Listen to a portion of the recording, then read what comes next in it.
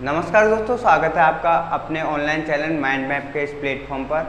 हम पढ़ रहे थे सामान्य हिंदी। पिछली वीडियो में हमने बात की थी वर्णमाला की।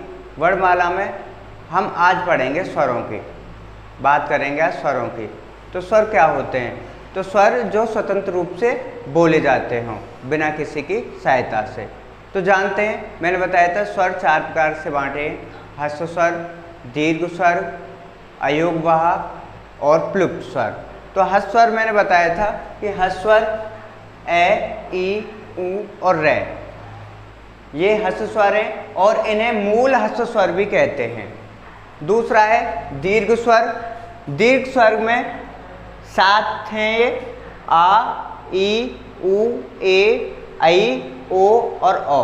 ये 7 दीर्घ स्वर और ये 4 ह्रस्व स्वर। कुल मिला के 11 स्वर माने जाते हैं वर्णमाला में। दीर्घ स्वरों को 2 पार्टों में बांटा गया है: मूल दीर्घ स्वर और संयुक्त स्वर।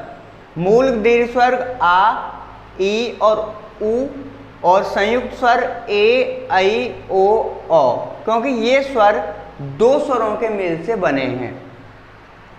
ए जो बना है ए प्लस छोटी ई, ऐ जो बना है ए प्लस बड़ी ई, ओ जो बना है ए प्लस ऊ छोटा ऊ, औ जो बना है ए प्लस ओ की सहायता से बना है। बात करें अयोगवाह की। अयोगवाह में 2 स्वर आते हैं, अंग और ए। प्लुप्त स्वर जिनके उच्चारण में अधिक समय लगता हो, बहुत अधिक समय लगता हो। जैसे मैंने बताया था पिछली वीडियो में भी, ओम, ये जो है प्लुप्त स्वर है।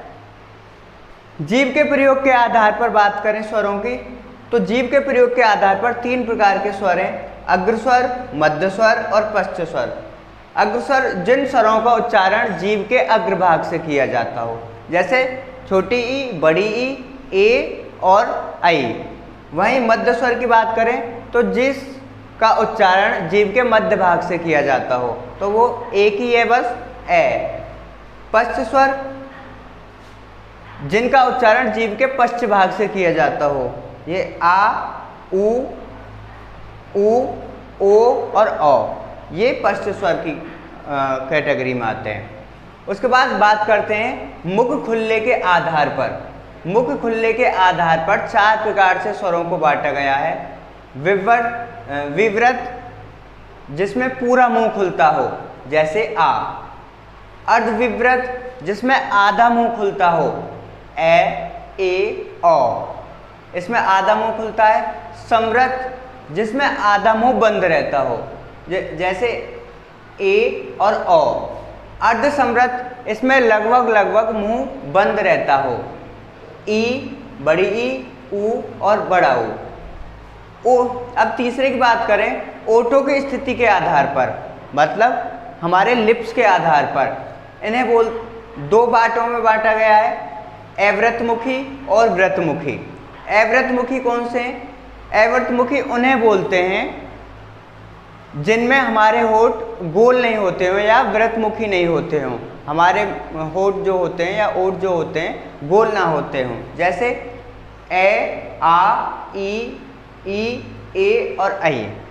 इनमें हमारे होठ गोल नहीं होते हैं। वृतमुखी वे स्वर जिनमें हमारे ओठ, जिन्हें बोलने में हमारे ओठ गोल होते हों, जैसे ऊ, ओ और औ। ये आप बोल के भी देख सकते हो, समझ जाओगे।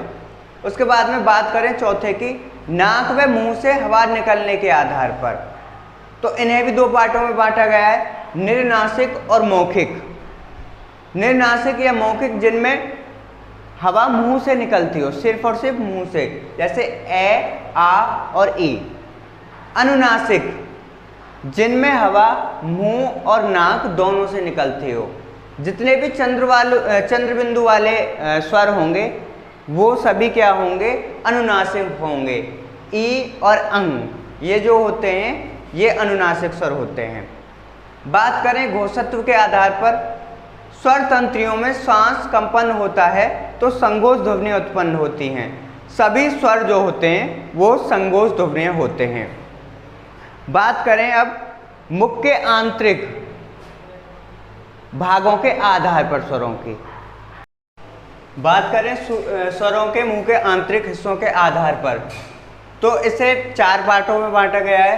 कंठ, तालव्य, मूर्धन्य, ओष्ठ या ओठ। तो कंठ जो कंठ से बोले जाते हों, जिन्हें हम कंठ से बोलते हों, जैसे ए और आ।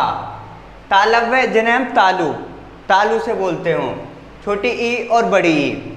मूर्धन्य मतलब जो मुंह के आधार पर बोले जाते हों। इसे भी 3 तरीके से बांट दिया गया है। मूर्धा, जिसे रे, पूरा मुंह इसमें बोलने में आता है, रे। फिर कंठ और तालु, जो कंठ और तालु दोनों से बोले जाते हों, जिसमें जीभ हमारी तालु से भी लगती हो, उन्हें कंठ तालव्य बोलते हैं। जैसे ए और ए और ए। कंठ ओष्ठ है, जो कंठ और होठ जिनका दोनों का प्रयोग होता हो ना, कंठोष्ठ बोलते हैं। जैसे ओ और औ। फिर है ओठ, सिर्फ खाली ओठ के आधार पर, यानी होठों के आधार पर। ऊ और ऊ। ये जो मैंने बताए स्वर, संभावित परीक्षाओं में आने वाले महत्वपूर्ण टॉपिक था ये जो मैंने कवर किया। स्वरों से मुझे तो लगता नहीं है